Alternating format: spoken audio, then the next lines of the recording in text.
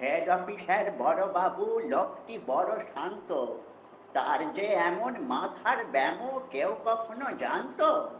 দিব্যি ছিলেন খোশ মেজাজে চেয়ারখানি চেপে, একলা বসে ঝিমঝিমিয়ে হঠাৎ গেলেন খেপে, আটকে উঠে হাত পা ছুঁড়ে চোখটি করে গোল, হঠাৎ বলেন গেলুম গেলুম, আমায় ধরে তোল। তাই শুনে কেউ বদ্যি ডাকে, কেউ বা হাঁকে পুলিশ, কেউ বা বলে কামড়ে দেবে সাবধানেতে তুলিস। ব্যস্ত সবাই এদিক ওদিক করছি ঘোরাঘুরি, বাবু হাঁকেন ওরে আমার গোঁফ গিয়েছে চুরি। গোঁফ হারানো আজব কথা, তাও কি হয় সত্যি?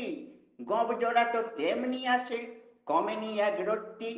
সবাই তাকে বুঝিয়ে বলে সামনে ধরে আয়না, মোটেও গোঁফ হয়নি চুরি, কখনোটা হয় না। রেগে আগুন তেলে বেগুন তেরে বলেন তিনি, কারোর কথার ধার ধারিনে সব বেটাকেই চিনি।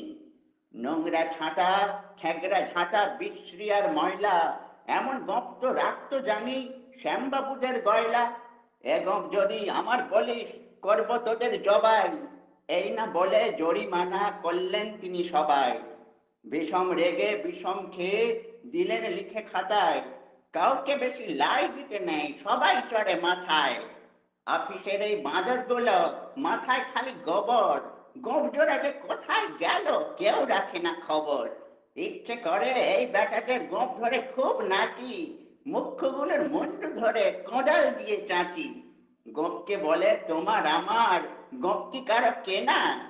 গোফের আমি গোফের তুমি, তাই দিয়ে যায় চেনা।